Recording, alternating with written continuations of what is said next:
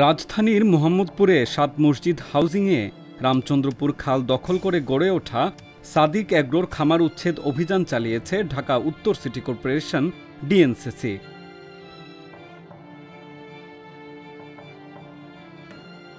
অভিযানে রামচন্দ্রপুর খাল ভরাট করে গড়ে ওঠা রিকশা গ্যারেজ, রাজনৈতিক দলের স্থানীয় কার্যালয় ও বেশ কিছু বাসাবাড়ি উচ্ছেদ করা হয়। ২৭ জুন দুপুরে উত্তর সিটির অঞ্চল 5-এর নির্বাহী কর্মকর্তা ও নির্বাহী ম্যাজিস্ট্রেট মোহাম্মদ মোতাকাব্বির আহমেদ এই উচ্ছেদ অভিযান পরিচালনা করেন। আমি প্রথম বলি, কোনো ব্যক্তি বা প্রতিষ্ঠানের বিরুদ্ধে এই অভিযান নয়, এখানে সকল দখলদারদের বিরুদ্ধে।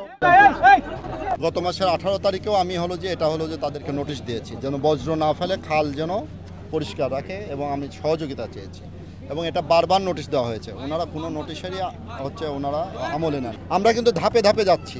আমরা কিন্তু আমাদের জনবল, আমাদের যে বিভিন্ন ইনস্ট্রুমেন্ট সেটা পর্যাপ্ত না হওয়ার কারণে ইচ্ছা করলে আজকে 20টা ভবন ভেঙে দিতে পারি না, আমাকে ধাপে ধাপে যেতে হয়।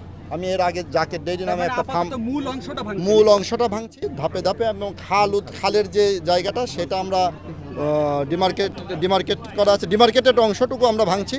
আর খাল খননটা খুব দ্রুত সময়ের মধ্যে আপনারা খাল খননটাও দেখতে পাবেন।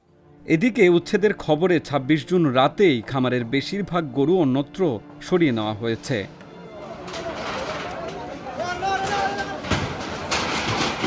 কয়েকটি গরু খামারে দেখা গেলেও কোটি টাকার বংশীয় ব্রাহ্মা গরুটি দেখা যায়নি। তবে খামারের একটি খাঁচায় 15 লাখ টাকা দাম হাঁকানো ব্রিটল জাতের ছাগলটি দেখা গেলেও পরে তা সরিয়ে নেওয়া হয়েছে। সাদিক এগ্রো সহ খালের অন্য সব অবৈধ স্থাপনা উচ্ছেদ করতে ব্যবহার করা হয় বেশ কয়েকটি ভারী যান।